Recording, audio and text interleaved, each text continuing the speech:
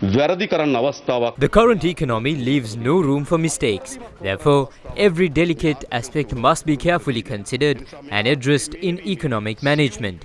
We have realized that in a country bound by an agreement with the International Monetary Fund, breaking that agreement offers no path forward. Accordingly, during the presidential and general elections, we pledged to the people that we would manage the economy in line with the parameters agreed upon the IMF. Currently, we are operating several initiatives. However, the elections caused a delay in commencing the third review. Immediately after the general election, the IMF delegation arrived in Sri Lanka on the 17th of November. Extensive discussions have been underway since then. We hope to sign a staff-level agreement with the IMF this Friday, the 23rd of November. This marks a crucial step in our ongoing journey with the IMF.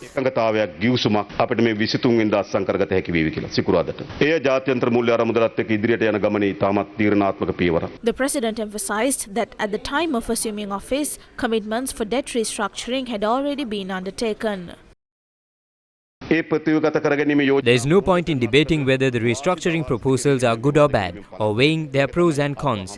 This is the reality we are facing. A common agreement has been reached on bilateral loans, and we are prepared to enter into separate agreements with each country accordingly. Additionally, we have reached an initial agreement on borrowing from the international sovereign bond commercial market. We hope to complete this process by the end of December. The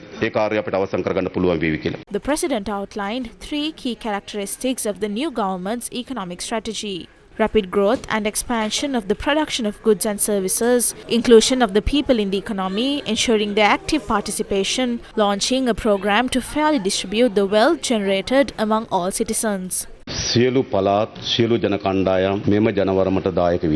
People from every province and ethnicity have come together to build this government. For a long time, the political structure in the country was fragmented, with political camps formed along provincial, religious and ethnic lines. The ultimate outcome of such political camps is a deeper division among the people, creating distrust and doubts. If racism becomes part of a political party's agenda, the inevitable result will be the emergence of racism among its opponents in response.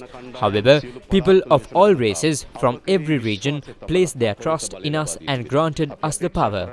What we expect is multi-party principles. We accept the change of policies. The people of this country, whether they voted for us or not, are all citizens. As a government, it is our responsibility to address their needs, and we are committed to doing so with accountability. People have fulfilled their role. Now it is our duty to honor that trust by fulfilling our part. The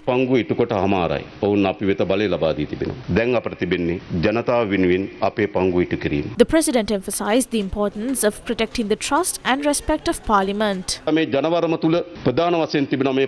This mandate entrusts us with responsibility to protect the honor and supremacy of Parliament and provides the opportunity to instill good practices within it. Support to restore the integrity of Parliament. This Parliament must become one that passes the test of the public in the coming years. I count on the support of the Speaker and the newly elected MPs to achieve this. Here are some other key policies presented in the President's inaugural speech: steps to establish an efficient state sector service in the country, a fair wage increase, measures to increase Aswesum allowance and allowance for the purchase of school supplies, measures for infant malnutrition, a nutritious diet for pregnant mothers, encouragement of small and medium-scale businesses, creation of capital markets, a complete re-establishment of the embassy service. We have no immediate need to present a budget. We plan to introduce an interim budget at the beginning of December to manage the next 4 months. A comprehensive budget proposal will be presented by early February by the aim of passing it by March.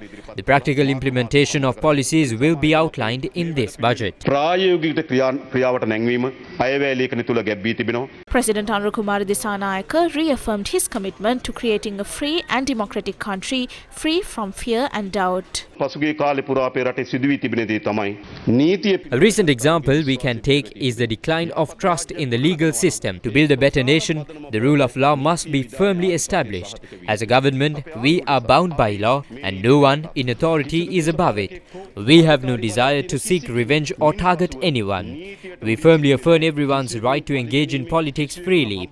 However, if we allow controversial crimes to fade away with time, it would be a betrayal of the people's trust. I assure you that the perpetrators of such crimes will be held accountable and justice will prevail. The president also outlined details about the Clean Sri Lanka initiative. A good citizen invests effort into cultivating positive attitudes, and that is the essence of the Clean Sri Lanka initiative. Today our society has become dry and detached. It needs rejuvenation. A society that smiles, shows affection towards others, and is rich in human qualities and energy should be created. We aim to transform society in this way. We have launched this initiative with a focus on every aspect, not just one. This is how the president concluded his inaugural speech. Martin Luther King once said, quote, "A darkness cannot drive out darkness, only light can do that. Hate cannot drive out hate, only love can do that," end quote.